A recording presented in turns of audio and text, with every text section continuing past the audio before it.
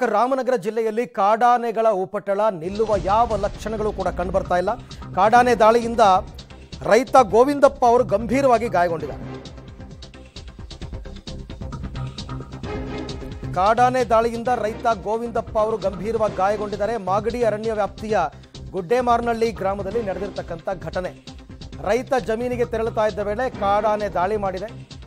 ಇತ್ತ ಹಾಸನದಲ್ಲಿ ಕಾಫಿ ತೋಟದಿಂದ ಕೆಫೆಗೆ ನುಗ್ಗಿದೆ ಕಾಡಾನೆ. ಎದ್ನೋ ಬಿದ್ದೋ ಅಂತ ಜನ ಓಡು ಜೂಟ್ ಎಲ್ರೂ ಕೆಫೆಗೆ ನುಗ್ಗಿದ್ರೆ ಯಾವ್ದಾವ್ದು ಪಾಪ ಅವ್ರೇನೋ ಕಾಫಿ ಗೀಫಿ ಕುಡಿಯಕ್ಕೆ ನಿಲ್ಸಿರ್ತಾರೆ, ಅಲ್ಲಿಗೆ ಆನೆ ನುಗ್ಗಿದ್ರೆ ಇನ್ನೇನಾಗಬೇಕು.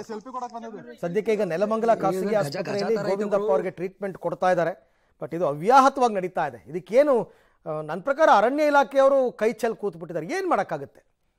ಈಗ ಯಾವುದೋ ಒಂದು ಊರಿಗೆ ಒಂದು ಆನೆ ನುಗ್ತು ಅಂದರೆ ಪಟಾಕಿ ಗಿಟಾಕಿ ಹೊಡೆದು ಓಡಿಸ್ಬೋದು.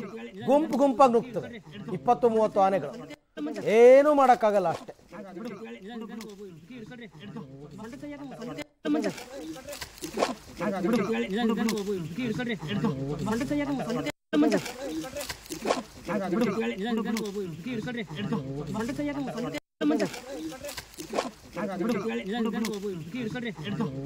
ಗೊತ್ತಾಯ್ತು ನೋಡು, ಮದುವೆ ಕ್ಲಿಯರೆನ್ಸ್ ಹೊಡ್ಕೋ.